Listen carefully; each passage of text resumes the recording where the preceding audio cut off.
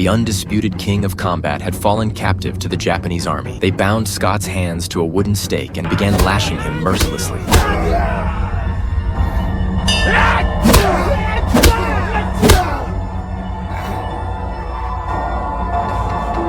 After 3 days and nights of relentless whipping, Scott collapsed to his knees, utterly exhausted from the agony. Seeing this, the soldiers foolishly untied his ropes, unaware they would soon regret this stupid decision.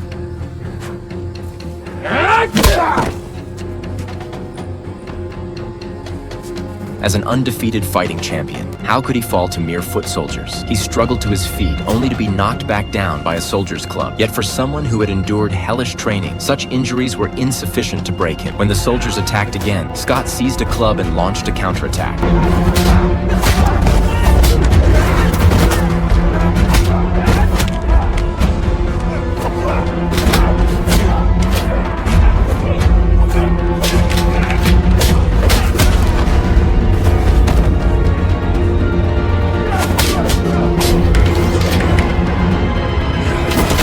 Even gravely wounded, Scott proved too much for the three men, swiftly knocking them all to the ground. Трусы, проиграть ему? Что прикажете? Учитель? The enraged commander did not execute Scott. Instead, he walked among the other prisoners, randomly selecting several unlucky souls to be shot dead.